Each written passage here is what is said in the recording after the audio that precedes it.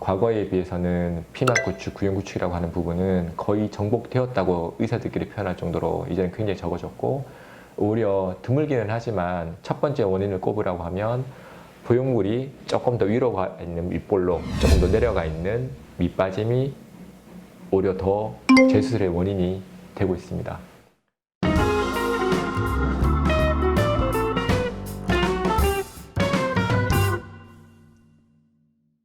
안녕하십니까. 더바디 성형외과 장지현 원장입니다. 오늘부터 3부작으로 가슴 재수술의 원인에 대해서 설명드려보겠습니다. 제 개인적인 주관적인 내용을 전달하기보다는 작년 겨울에 서울 브레스트 미팅이라고 하는 성형외과 전문의 유방학회에서 엽선의 아름다움 기준에 대해서 발표했는 내용 기준으로 간단하게 설명드려보겠습니다. 옆면에서 있어서 위에가 딱 일직선으로 떨어지고 밑에가 둥근 모양이 제일 이성적인 매혹적인 가슴이라고 정의하고 있습니다. 그런데 안타깝게도 위에가 윗볼록, 위의 케이스 3가지 경우, 아래쪽에 밑빠짐, 윗꺼짐으로 생겨오는 분들이 꽤 있습니다. 더바디 성형외과에 있어서는 한 달에 4분에서 6분 정도가 타병원에서 윗볼록이나 윗꺼짐을 주소로 내원해서 재수술하는 경우에 해당됩니다.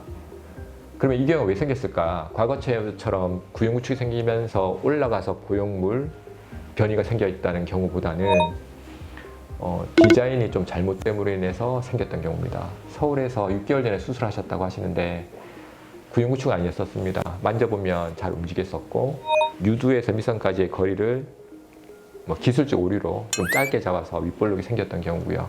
환자는 자기청에 있어서 좀 큰 사이즈가 들어갔기 때문이라고 생각하시는데, 오히려 재수술할 때는 더 큰 사이즈로 윗볼록 없이 만들어 드렸던 경우입니다.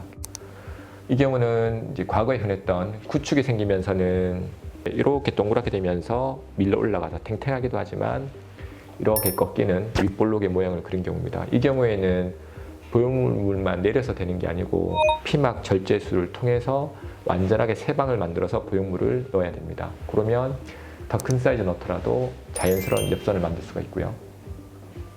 이 경우도 과거에 흔했던 경우인데, 겨드랑이 절개로 텍스처 라운드 보형물 넣었을 때 좀 보형물을 우겨 넣다가 보면 보형물이 이렇게 접히게 안착이 되면서 마른 분들한테서 바깥쪽에 볼록하거나 위쪽에 볼록하거나 아래쪽에 볼록한, 만졌을 때도 보형물의 막이 느껴지는 이런 케이스들이 꽤 있었는데, 좀 더 큰 사이즈를 넣고도 U자의 모양, 엽선이 이쁜 모양을 만들 수 있습니다.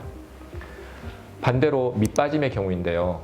좀 많이 마르고 좀 큰 사이즈를 넣고 갈비대가 평평하지 않고 많이 돌출되고 꺼진 경우에는 이것도 고려해서 수술은 하겠지만 생각보다 조금 더 밑으로 내려가는 경우가 생길 수 있습니다. 그래서 그런 경우에는 밑선 절개를 통해서 아니면 겨드랑이로 직접 실을 아래쪽에 묶어줌으로 인해서 보형물을 조금 더 위로, 밑선을 조금 더 위에 고정시켜서 원하는 엽선, 꺼지지 않는 모양을 만들어주는 경우인데, 이 경우의 경우도 타 지역에서 2번의 수술을 경험하고 오셨던 분이거든요.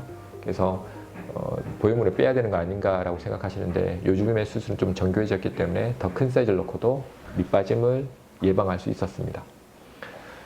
이상적인 유두 위치는 서양의 경우에 패트릭 말루치라고 하는 분은 보형물 유두를 기준으로 보형물 위에 45, 밑에 55라고 말씀하시는데, 실제로 동양에서는 반반 정도로 생각하는 게 맞다고 합니다.